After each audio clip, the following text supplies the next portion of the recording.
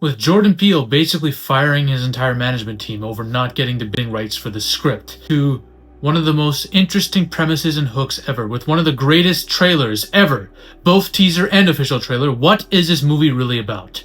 Where did those kids go? Why is it called Weapons, and is the reveal in the movie actually any good? But before that, we have to ask ourselves, is the film itself good? Hello! Some of you might be asking, Zaffy, what the fuck happened to you? You have two eyes. Yes, I do.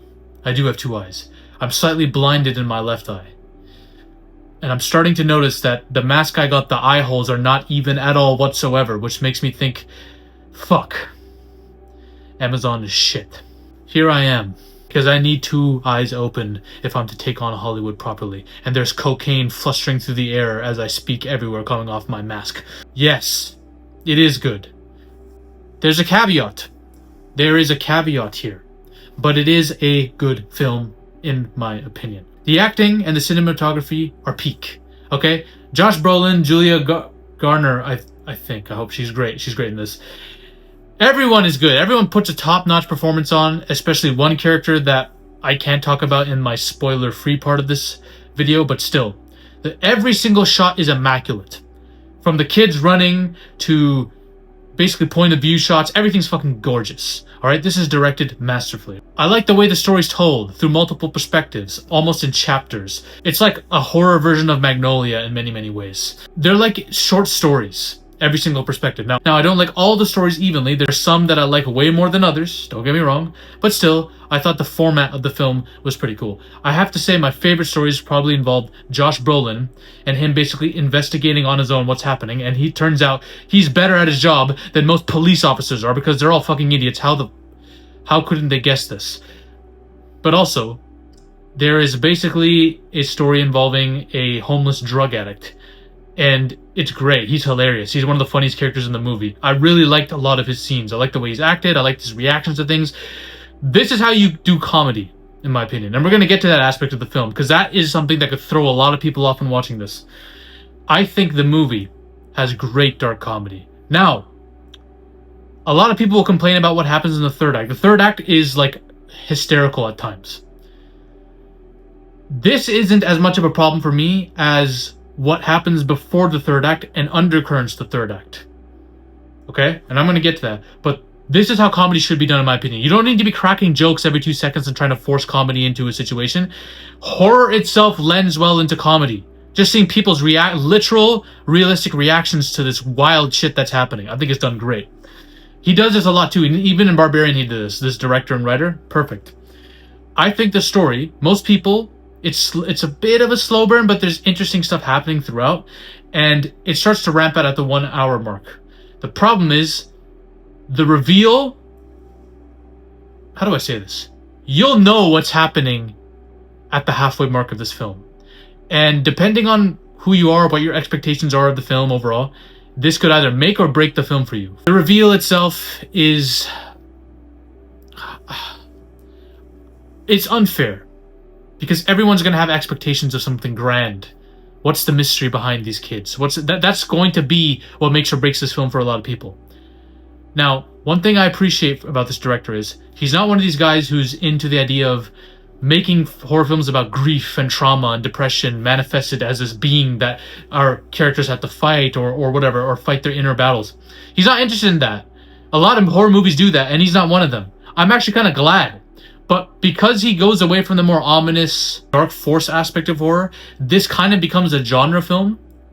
And what I mean by that is, oh, that's a vampire movie. Oh, that's a ghost film. Oh, that's a film about this. Like, you know, like, oh, it's a werewolf film. Like, it's one of those. And I'm not going to tell you which one, although it gets very obvious early on what kind it is.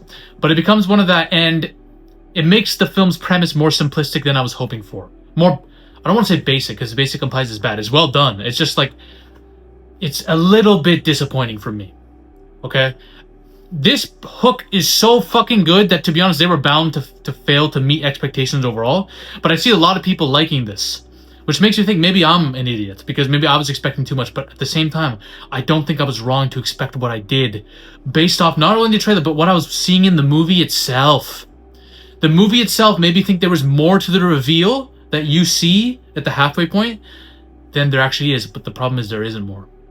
I predicted everything that was going to happen the moment I saw certain things in the halfway point of this film. I predicted it all. Even my friends, they were like, we weren't shocked, or like we knew everything that was going to happen. So nothing that in the third act of this film really did anything to us, because we knew, you already know what's happening. I love the third act of this film in the way of it's very enjoyable. It's fun. It's comedic. Like it's crazy. It's wacky, but critics were acting like this is like the greatest third act of all time. Like this is the craziest, most unpredictable third act of all time. It wasn't. It really wasn't at all. I think, in my opinion, how I would describe this is it's a very well crafted movie with an okay reveal and a hollow ending. The premise is amazing. The actual reveal itself is underwhelming. But even then, they could have done more with it. But the ending leaves much to be desired, in my opinion. A friend of mine described it like this. It's a unique horror film that's very predictable. But the more you watch it, the more you understand what's happening right away. Now, we're going to get into spoilers. I can't talk about this without spoilers, right? We're going full spoilers here, all right? That's your warning. Leave now if you haven't seen Weapons. I would recommend you could go watch it. I recommend it. It's a good film. Here's what I thought was going to happen based off the trailer, okay? And I'm not saying what I thought of is better than what they did. I'm just telling you where my thoughts were off of the trailer. My theory was, I saw this chick in the trailer in a blink or you miss it shot. The moment I saw her, I'm like, she looks weird. I don't know if that's a guy or a girl. If it's a guy, that's like a long legs vibes. This person is behind it. I think this person, this woman, is using some kind of force. I think it was satanic. I thought it was satanic to get these kids to do this, right? I thought she was doing a satanic ritual. Or maybe not to the devil himself, but some kind of demon. Some kind of demonic ritual was involved to possess these kids, okay? And all these kids would be running to this house. And in this house, they would be dormant there. For some reason, some kind of soul harvest, or what I thought was going to happen was this demonic being that's in that house with this woman and these kids, she's a servant to this being. And this being is basically there to cause as much chaos in this town as possible. Infect the kids, and they'll go around infecting the adults, and it's going to cause a mass hysteria chaos event. And basically what she is an agent of chaos serving this demon. In my theory, I don't know what motivation she would have personally. Maybe it would be like a long legs thing where she wants to see humanity suffer and she worships this demon or whatever. And this being just wants chaos at all times. There's something about this chaos that gives him power. I don't know. It would be like a smile demon type thing. I have no idea. That's like my theory about what was going to happen. The actual reveal in the story is she's a witch who's a dark magic practitioner. Black magic. She uses this plant with branches and thorns. And each branch she can use almost like a wand stick. Okay? Tying a piece of hair or something that belongs to these people. In most cases it's hair. And with that, and using her own blood, she does a ritual, a magic ritual binding spell that possesses them. She can use them for whatever she wants. She can use them to kill. She uses it on the Wong, Benedict Wong's character. She has him kill his own husband and then run around and try to kill Julian Gardner's character. Okay? It's fucked up. And basically, she is sick. She's dying. She wants to live longer. So, in this ritual, I assume, because it's not really fully explained to us in the movie, she's basically possessing these kids. First, she possesses the family. She's basically an aunt to this family. She possesses her sister and his husband, and basically uses their son to help serve her needs. And basically, I guess is channeling their life force, and they're just like this still. And they do whatever she wants. She can have them kill people or do whatever. She has full control over them, but they're basically frozen still. I'm assuming their souls and their consciousness are still in their bodies, but they're just like zapped, you know? So they're like this. There's nothing to them. And they're not enough for her. She needs more bodies. So she has the son, Alex, collect belongings of each of the kids in that classroom and bring them to her. And then she uses a binding spell to possess all of them to come to her. And they all run to the house where basically, I guess they're just standing there and she's channeling their life energy. And I don't know if they're going to die or they're supposed to be frozen forever. I don't know how the spell would work, but I'm assuming she's getting life force energy from them that's making her live longer and curing her of her ailments. Something to that effect. It's not fully explained. That's the assumption I'd have to make, okay? You kind of figure this out halfway through the movie. You don't know her true motivation, but you know there's witch shit happening, okay? very like in the halfway point. You know where the kids are. You know they're in this house. The drug addict storyline pretty much shows this to us. And you know she's doing something with them. I don't know if she's collecting their souls or whatever, but whatever she's doing, that is the main thing. Like, why is she doing this? Okay, why? The why is the most disappointing part of this movie to me. I thought her goals would be a tad bit different, maybe more ambitious, maybe more, I don't want to say it because my fans will cringe, but Lovecraftian. I don't know. I thought her goals would be something different. She just wants to live longer, so she's using them, which, okay, fine. That's a very human motivation for somebody. It makes sense. That makes her a human villain. Maybe I'm wrong for wanting a bit more than just a human villain being behind this. I wanted something a bit crazier, but that's what it is. I wish there was more anonymity. I think this is the issue I'm having with this film. The way it's revealed, the way I know everything that's going to happen before the third act, I wish I didn't. I wish this was done in a way where I didn't know there was a witch or black magic involved. That there was way more ominous. That you don't even know the true nature of this character, Gladys. Gladys the Ant, who's a witch. You never know her true nature. In fact, the movie itself hints that she could be something more. We're going to get to this. Basically, Gladys is, the more she was shown to me, the more she spoke, the less scary she was, and the less scary the movie became. And that's the thing. This movie is basically it's a basic witch premise. I don't want to say basic again because that makes it sound bad. It's a well-crafted witch premise, but it's a simple, basic witch premise itself. The premise itself is pretty basic. She's casting a spell on a bunch of kids and just draining them of their life force. I feel like I've seen this many, many times. But it's just, you could get away with that if the way the reveal is done is a bit more impactful and a bit more, I don't know, anonymous. I don't know what the right word is. It's just something was missing here. Okay, it didn't fulfill me. Now, yes, I wanted there to be a cosmic horror aspect of this, some unknowable force that was behind it all, and maybe she's an agent to that. Maybe that's just me wanting the same shit over and over again. I don't know. Perhaps it is. I didn't expect them to do the satanic thing, honestly, because yes, I don't blame them for that, by the way. There's a devil in all these kind of movies, right? Long Legs just did this. We don't need another revamp of a satanic storyline, right? I'm low-key glad they didn't go that route. I'm glad they did something a bit different. I don't want to say original because it's not original, but it was uniquely done. I just wish there was something more.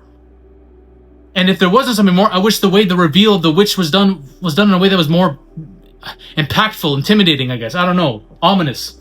I needed a different kind of reveal. Even if the reveal itself is what it is. It's a witch practicing dark magic. I needed something a bit more. I needed something scarier, to be honest. This movie was not scary. And that's not because there was dark humor in it. There's tons of dark humor in the scariest movies ever. But, I don't know. It's just the way it was done.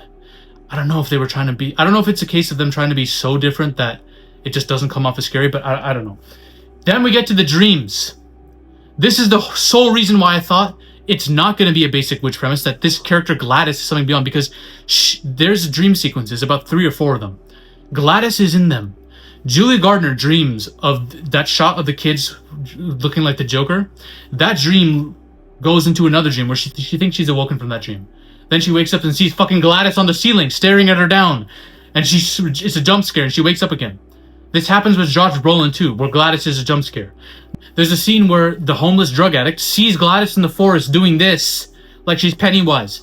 This all made me think that she was something else, like she's some other beyond supernatural force, not just like a witch practicing magic. Like I thought she was a different kind of entity because she's able to infiltrate their dreams.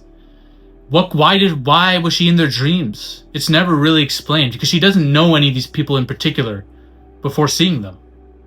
Which, okay, because of her constantly practicing magic, she's having an undue influence on the town's residents, especially them, who are so deeply connected to these characters in the story. So maybe that's a hint that there's a connection between the human mind, the dream world, and the magic realm where she's practicing all these spells. I wish they could have delved into that part of it more. I wish they could have delved into why they're dreaming of her and what her true power is, if there is any at all. You know, it just seems like there was more to Gladys. Again, I think it's partly also because the more they showed her, the more they just kind of explained what was happening, the less interesting it got. And I think they could have done that in a different way. And then you have her death scene, which it's good. This is like a lot of my friends hated it because if it was just humor and they found it like wow, you just ruined all the aura of this character by making it. I didn't mind her dying this way. I thought it was actually pretty funny and brutal. My issue was, why would Gladys not have a contingency for what happened? Her biggest vulnerability is if someone takes her plant and uses a strip of her hair, and because she has a fucking wig, she's taking her hair off all the time. If someone goes into her washroom and uses it, right? Now, granted, she had those two parents covering her room, right? And she told the son, don't cross the boundary, whatever. So maybe she was confident, as she was in the basement waiting for Josh Brolin, that no one's gonna fuck with her. I just felt like her death was too easy. Like, I felt it was solved too easily. Like, the whole idea of the way these spells are done, how simply they're done. I don't know. It's like the fact that anyone can use them, it rubs me the wrong way. It makes it less scary to me. Maybe it's just me. I don't know, man. I don't know. Maybe it is just me. Maybe I'm going crazy. I really would have loved to see what Jordan Peele would have done with this, because Jordan Peele, he was pissed when he lost the rights to this. And I think part of that reason he was pissed is because he loved the hook of this movie, and he saw the way it ended and said, I think if I directed this, it could be way better than what I'm seeing on the script, which is why I need the script. We could make something special here. And he lost it. He lost it. I think the director of Weapons wrote the script himself, but Jordan Peele does something. He does stuff differently in his films. He really leans into the weird a lot more than maybe this movie would have, and maybe that would have been better. I just would have been curious to see what he would have done with it. But regardless, I still like the movie, and I'm going to get into the creepiest scenes of this film. There's a scene where Julia is sleeping in her car outside of this weird-looking house, and then a woman, the mom, comes out of the house all possessed with a scissor like this, just walking like this with like no emotion, no expression. She's like this, looking crazy. And then you don't know if she's going to be able to get into the car because it's locked. But then she does open the car door and sits right next to Julia. And you don't know what's about to happen. Is Julia about to get stabbed? And then she cuts a stroke of her hair. One of the creepiest scenes in the film. And that's when I kind of knew, all right, this is witches for sure. 100%, bro. It's witches. There's a scene where Gladys shows her power to Alex, the child, and basically makes his parents stab themselves in the face with forks repeatedly because she has full control over them. It's fucking terrifying. And bro, that kid is going to need therapy for the rest of his life. That's trauma, if I've ever seen it. And then there's a scene, like I mentioned before, where the homeless drug addict is in the forest running away from the cop, and he sees Gladys doing this in the corner. She looked like fucking Pennywise. That's when I thought this chick was like some cosmic horror being. That's honestly what amped my expectations more than it should have. Seeing that, because this is not, he's not part of a dream in this entire sequence. Maybe he just saw this in his mind, but this whole sequence is not a dream. He's actually running away from a cop in the forest and he sees this. So you think maybe this being is something else. And then everything with Josh Brolin I pretty much loved. He's smarter than the cops in this movie. He was able to draw a straight line from where they started running to where they would inevitably go. And then him and Julia were able to figure out where the house is that they're probably at. And I'm like, bro, why couldn't the cops do this? I feel like this is a very easy catch. Now, granted, this guy does prove that most of the cops in this town are fucking dumbasses, so I guess there's that. But, yeah. It was just a bit, it kind of was a little bit of a plot hole, but regardless, I didn't mind it. And now apparently the director is like, he wants a sequel and he wants the help of David Fincher and people like that. And listen, obviously this movie doesn't need a sequel. I don't think that he should be doing franchise work. I don't like that, but it'd be a very interesting horror movie that shows, okay, what happened to these kids after? Are they still weapons? Are they still possessed? They're not speaking. Some of them are speaking, but they're not acting the same. You know, it would be like a Children of the Corn thing, but you don't know what's happening with them. And that could lean into the idea, okay, Gladys was controlling them, but what's controlling them now? Is there a force beyond that's connected to that magic in the first place that's controlling them? That's where they could hint maybe at something cosmic horror-esque. Just want an entity, you know? I'm just saying that it could be a fun idea. I think that's an interesting premise. These kids just murdered a woman by ripping her into pieces after being possessed for like months, right? Or a month. I would love to see the consequences of that and what it does to the town. I see a lot of critics saying that this is an unpredictable genre-bending horror ride. I don't know what they're talking about, honestly. It's not. Not in my opinion. It's not unpredictable at all. I don't know what the fuck that even means. I like the idea the different perspectives is what throws the kind of the traditional formula of storytelling off. But the movie itself is unpredictable, and it's definitely not horror bending. I just think it's a pretty well-made film. At least we didn't get Pedro Pascal and Josh Brolin's role, because that's what was going to happen. He was going to be the leading man of this movie. Thank God. This is a well-crafted, fun horror film that will probably be better on rewatch, I'll admit it. Without the expectations and with just chilling and having a good time with friends, I think this will be much better. Alright? But my Coke instincts are still undefeated, because basically I have like a spider sense. It's called my Coke sense, okay? I know if I'm going to like a film 20 minutes into it. And granted, most people have this feeling, but me, it's never failed me. Well, actually, it did only once with Fantastic Four. But no, not that I didn't like Fantastic Four, but my disappointment, I had some disappointment with the way the Fantastic Four ended. Same with Weapons. There are certain things, if the first 20 minutes of this film, something felt off. I don't know why, but something did. And that's also because, to be honest, I was sitting in a theater where the audio of the narration in the beginning of this film was so low. I was like, bro, what the fuck am I listening to?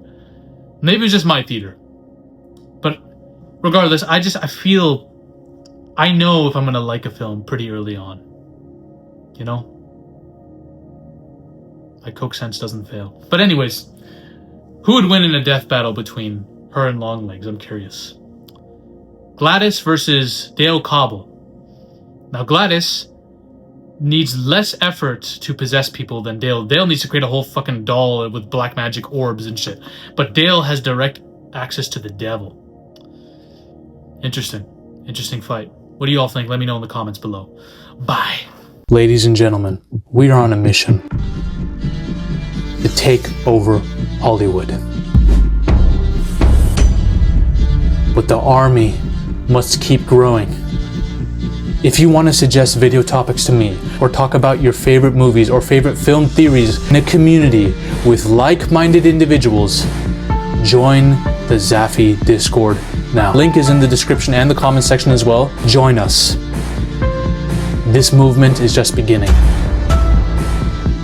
We're taking over Hollywood, one Coke line at a time.